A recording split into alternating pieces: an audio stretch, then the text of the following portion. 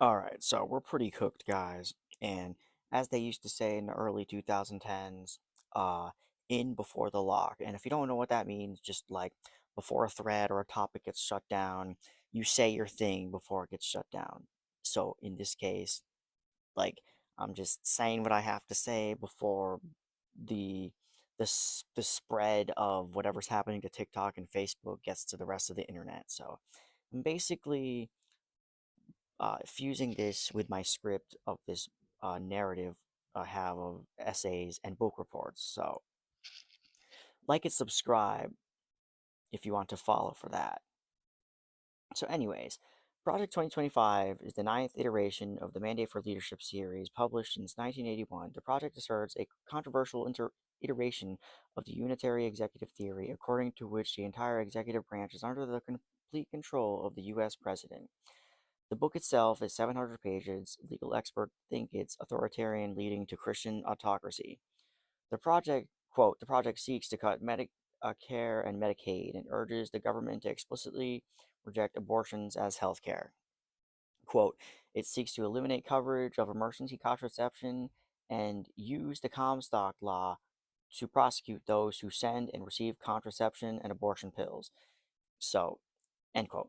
So, in my opinion, these culture war topics were laid out in the birth dearth, and although in 2025 we are more divided than ever than in 1990, so plans to ban abortion, contraception, and altering Medicare and Medicaid, which plans plays into pushing pension reform onto the elderly to work longer, while the bans on abortion and contraception are more extreme and possibly in their final forms, especially related to the Comstock laws, which aren't about reproductive freedom, but banning anything considered indecent. There's rumors Trump is going to remove the Postal Service, but limiting how you get things through the Comstock laws might be where it starts, unless Trump is doing outright accelerationism.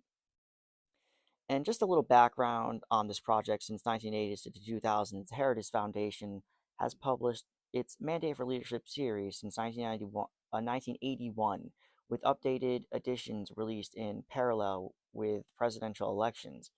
Heritage calls its mandate a policy Bible, claiming that the implementation of almost two-thirds of the policies in its 1981 mandate was attempted by Ronald Reagan.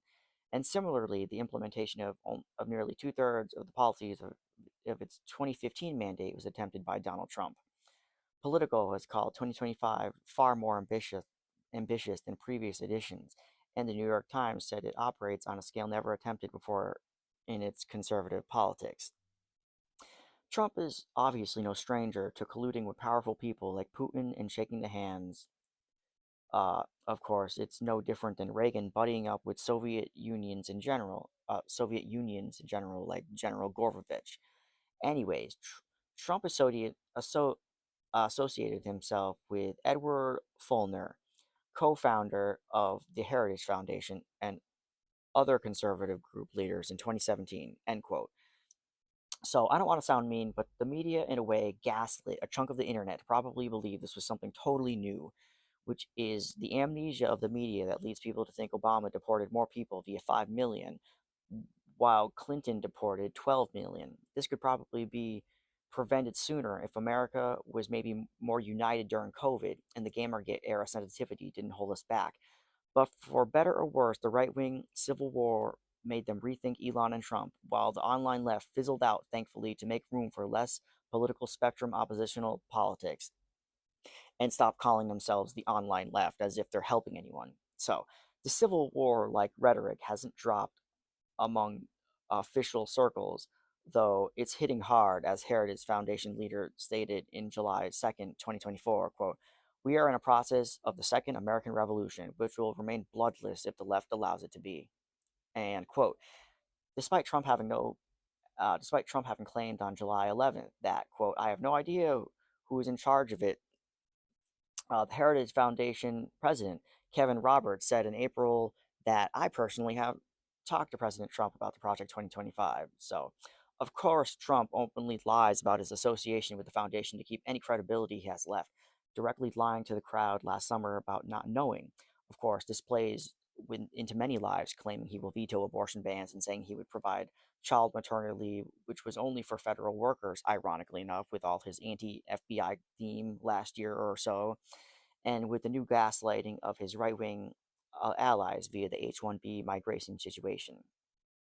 And just to remind you guys, this really has nothing to do with Trump. It's been planned, and Trump is really only being given this power by the Heritage Foundation wanting the president to be able to absorb all the branches of the government. So, quote, the notion of the independent federal agencies or federal employees don't answer to the president violates the very foundation of our democratic republic.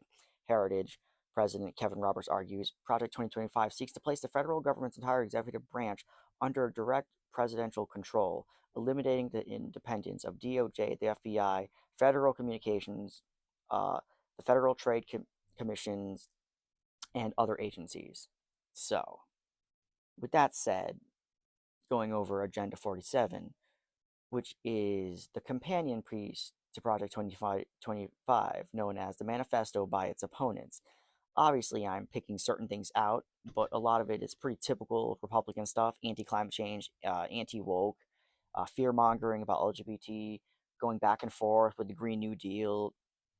Okay, so Trump wants to remove the Chinese infrastructure while claiming to build American jobs, but he's outsourced 200,000 jobs in the past, making this contradictory. Trump's plan to disconnect from China in the post-COVID landscape, is left over from how China handled the crisis better than we did, or part of it. And if we eject our economy from the globe, specifically China, then a lot of our antibiotics will be lost because about 90 or more percent of them are manufactured by China. So keep that in mind.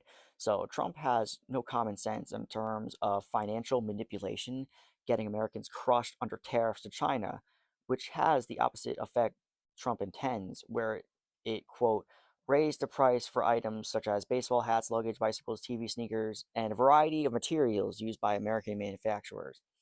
Quote, they also cause lots of jobs and hurt manufacturers and farmers. This is a continued quote, sorry. So Treasury Secretary Janet Yellen said, uh, those tariffs on Chinese goods have imposed more harm on consumers and businesses than on China, end quote. So, related to removing critical race theory or race relation history, the Heritage Plan involves people to forget history on the level of the 1776 Commission. And as of right now, this is part of the plan was tossed out, thankfully, because it didn't make any sense. So, but there's 10 principles to the agenda, and number 4 comes to mind. Love of the country, which again includes 77-6 Commission, which I'll get to. So, 77-6 Commission, known as the 77-6 Project, was designed to teach patriotic education, whatever that means, but it's merged with Hysteria from 2017, teaching what happened in 1619, spouting propaganda, quote, it refers to the pro-slavery U.S. politicians and former U.S. Vice President John C. Calhoun as, quote, the leading forerunner of identity politics, which is foolish to say any one person or group invented identity to rally by. In fact, Trump is driven by the majority demographic to some level, and it's delusion to think otherwise. And it's delusional to think otherwise. Political commentator Eugene Scott tells it like it actually is, quote, that identity politics is something unique to those outside of the Trump administration, happens to be rooted in identity politics, especially a prioritization of demographic groups that are largely white, Christian, and appealing to traditional gender norms.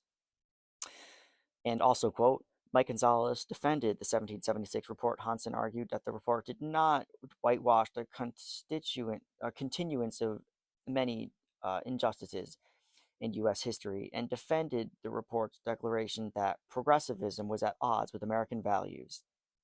End quote.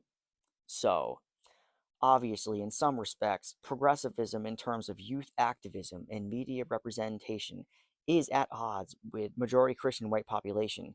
But at the same time, both the youth and Christian voters are at odds with progressivism in terms of business, Silicon Valley, economic potential materialism, selling yourself, you know that term, selling you, until meaning is no longer organic when you can by your lifestyle, your emotions, and simply your revolution. So, as Trump has shown, tossing his America First audience to be in cahoots with Elon Musk and the H-1B elites, so there's an aspect where white Christians and the youth of America are united on this front. So,